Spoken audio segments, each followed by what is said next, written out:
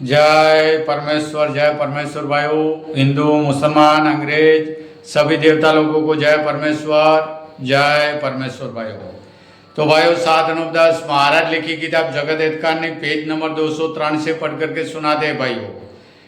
तो भाइयों हिंदू मुसलमान अंग्रेज साधु संत पंडित फकीर राजा महाराजा और सातों आठों विलायतों के राजा बादशाह व रैयत सबके आगे हाथ जोड़ करके अर्ज करते यह किताब जगत हितकारिणी एक बार जरूर पढ़े और पढ़ करके इंसाफ करें।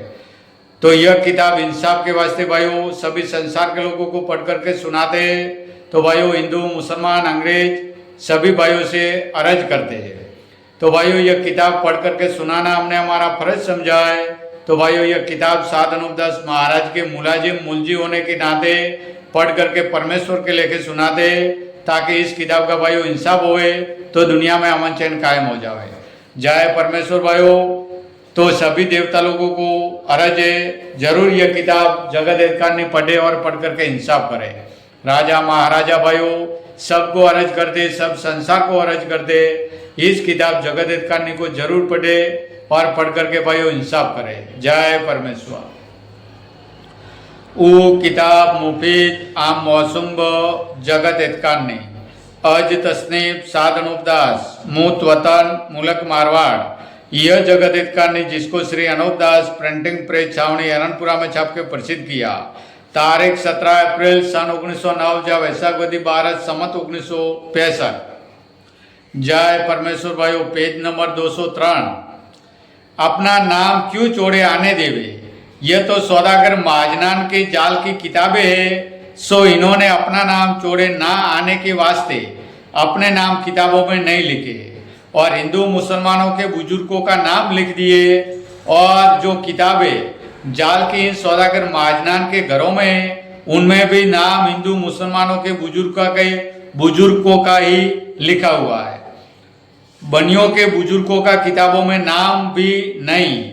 और यह बेईमान सब संसार के बच्चों को गारत करके अपने बच्चों का राज करावेंगे और जो कि इन बनियों का जाल प्रकट हुआ सो सबको भुला देंगे और कहेंगे कि हमारा जाल प्रकट मत करो। और आगे बादशाहों को भी भुला दिया था क्योंकि यह बनिए बड़े काफिर है कि लोभ दे के भुलावेंगे। सो तुम लोग इन बनियों के लालच में मत आना। अगर लालच में भूलोगे तो तुम अपने बच्चों को मरवाओगे। और मैं तुम्हारे बच्चे बचने के लिए अर्ज करता हूँ क्योंकि मुझको सबों की दया आती है। इससे बनियों के राक्षसी पाप से वाकिफ करता हूँ कि सबके बच्चे बचे क्योंकि इन बनियों की दुकानें दूसरी विलायतों में पहुंच गई है कि जो दरियाओं के पार विलायत है और वहीं पर धन को ले गए कि जैसे रावण धन को लंका में ले गया था उसी तरह से यह बनिए भी ले गए। सो आप बनिए हिंदुस्तान में से हजारों तरह के फरेब करके निकल जाएंगे क्योंकि धन को इन बनियों ने पहले से दरियाओं के पार पहुंचा दिया। इससे चले जाएंगे और जब तक कि पैसा थोड़ा बहुत लोगों के पास देखेंगे जब तक हिंदुस्तान में रहेंगे परंतु तुम लोगों को भुला देंगे कि पैसा हमारे पास नहीं रहा। सो यह बात अभी से कहते हैं कि बनियों के पास पैसा नहीं रहेगा। सो यह बनिए संसार के लोगों को दिखाने के लिए देवाला भी निकालने लगे। सो यह ख्याल करने की बात है कि किसने इनके पास से पैसा छीन लिया कि जो इनके पास पैसा नहीं रहा या नहीं रहेगा। और यह बेईमान पैसा तो रावण के मुआफिक दरियाओं के पार खींच के लेकर तो आप गए और फिर अपने पास पैसा नहीं बताते। और जिस टापू पर यह चले जाएंगे फिर तो गुप्ती पाप करने वालों को कह करके खूब पाप कराएंगे और सातों आठों विलायतों में जादू से बीमारी वगैरह करा के या बुद्धि फेर के आपस में लड़ा के या काल वगैरह पड़ा के गारत कर देंगे।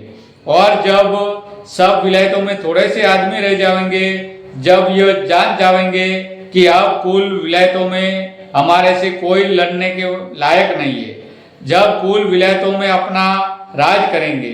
सो इसी वास्ते ये जाल इन बनियों ने चलाया है कि जो धन दुनिया का बनियों ने कहा। जय परमेश्वर भाइयों। तो भाइयों कल पेज नंबर 204 से पढ़ करके सुनाएंगे। जय परमेश्वर भाइयों, जय परमेश्वर।